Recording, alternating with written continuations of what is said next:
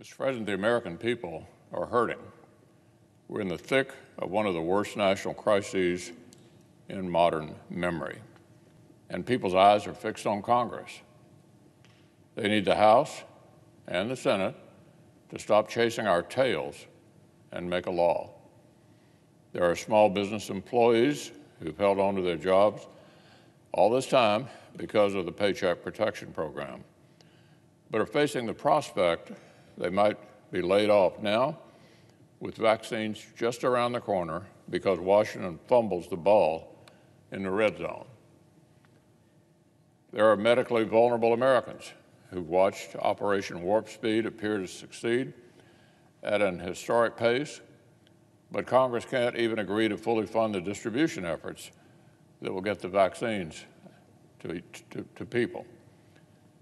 There are Americans who've been thrown out of work through no fault of their own, who are watching federal aid programs tick toward expiration in a few weeks, even though neither side in Congress opposes extending them.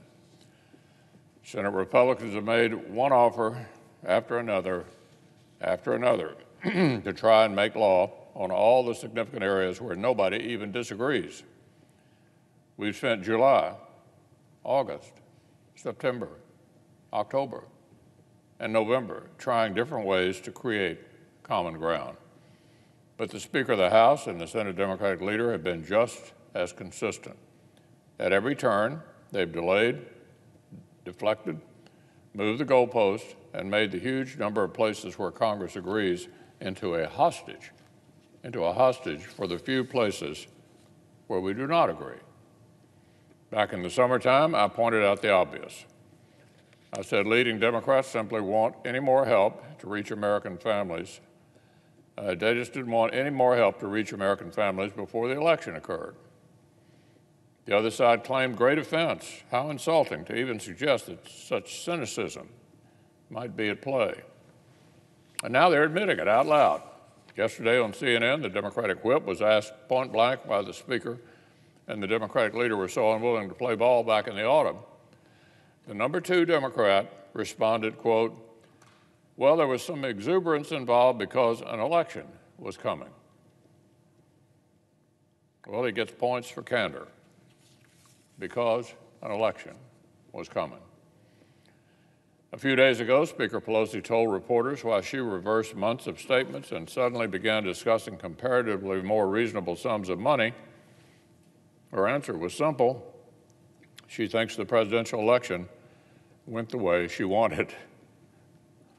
The Speaker of the House views it as a success that she denied struggling people relief they badly needed for months because she thinks she got the political result she was after. I count no fewer than 10 separate times that top Democrats rejected or blocked various Republican efforts to jumpstart the process. So here's just a partial sampling.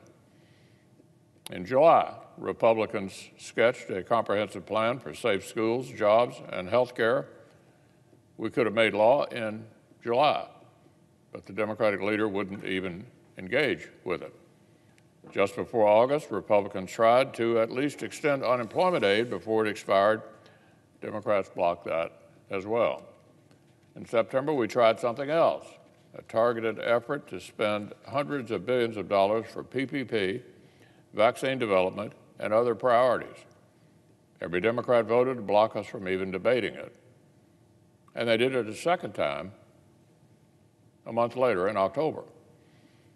Last week, after speaking with the administration, I made yet another overture. The Democratic leader said, no thanks. And just yesterday, the Speaker and the Democratic leader brushed off 2 different overtures in the space of about 2 hours. I suggested both sides drop what seemed to be the most controversial demand in the eyes of our counterparts. Democrats continue to oppose common sense legal protections that university presidents have been begging for, and Republicans see no need to send huge sums of money to state and local governments whose tax revenues have actually gone up. Negotiating 101 suggests we set those 2 controversial pieces aside and plow ahead with a huge pile of things that we agree on. But that would require both sides to truly want to get an outcome.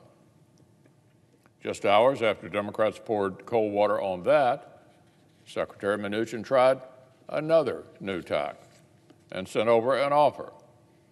And in a bizarre and schizophrenic press release, the Speaker and the leader said the administration was obstructing negotiations by negotiating. 2 more brush-offs in about 2 hours. More deflection, more delay, and more suffering for innocent Americans. Can anyone point to a single sign from April through now that Democratic leaders have seriously wanted another bipartisan deal to become law? Can anybody name one way? Just one. The Democratic leaders would have behaved differently if their singular goal was to kill any compromise? That hypothetical world looks suspiciously like the world we've been living in. Think of it. We have a Speaker of the House from San Francisco who has spent months ensuring that unemployed Californians can't have jobless aid extended and California restaurants can't get another round of PPP unless the governor of California gets a federal slush fund out of proportion to any proven need.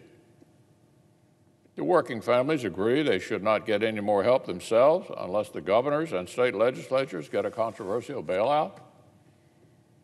Our struggling Americans saying, thank goodness the Democrats are bravely blocking help for me and my family unless my state politicians get some more cash? I'd say not. Our people need more help. There's a huge list of helpful policies that both sides agree on. This need not be rocket science.